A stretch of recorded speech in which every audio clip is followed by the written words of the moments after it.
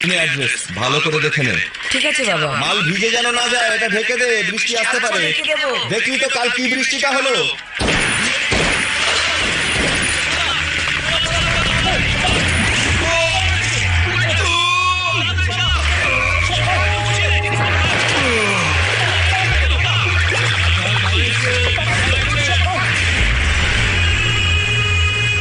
বন্ধ ফাইলটা খোলা তো সবচেয়ে বড় ভুল। Very bad. তোকে আমি সাজা দিয়ে ছাড়বো রাক্ষস। তার জন্য তো আগে আমাকে অ্যারেস্ট করতে হবে, তাই না?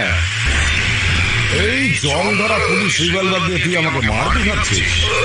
এই দেখ, এটা দেখ, লেটেস্ট মডেল রাশিয়ান মেড।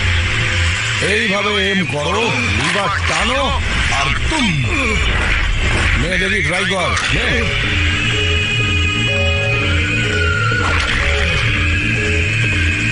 নে নে নে, ওঠা ওঠা ওঠা। কি করছিস এখানে? চল যা এখান থেকে।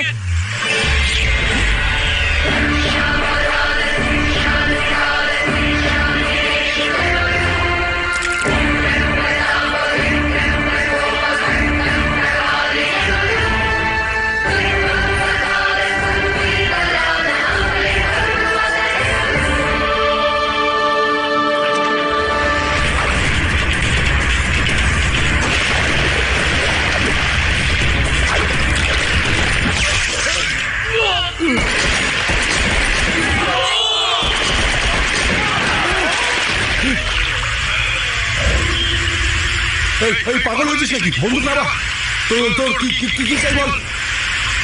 টাকা এই নে, যা যা, চকলেট খা, আমাকে মারবি।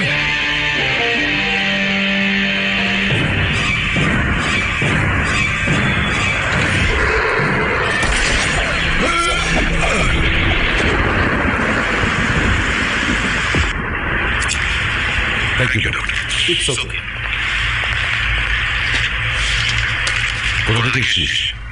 বিহার, উড়িষ্যা, বাংলা নাকি ঝাড়খণ্ড? বিজয়বাড়া থেকে, শুদ্ধ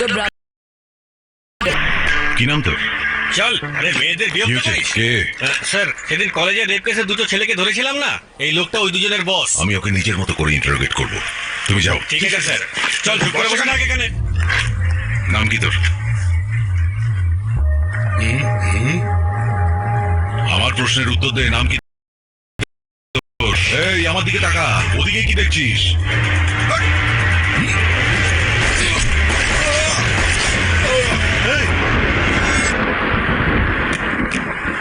জগন্নাথ, ধ্রুব জগন্নাথ। আরে একে কেন মারলি তুই? এই পুলিশ স্টেশনে দাঁড়িয়ে গুলি চালিয়ে দিলি তুই? বন্দুক থেকে হাত নিষ্পিস করে তোর? ক্রিমিনাল দেখলে কন্ট্রোল করতে পারি না স্যার।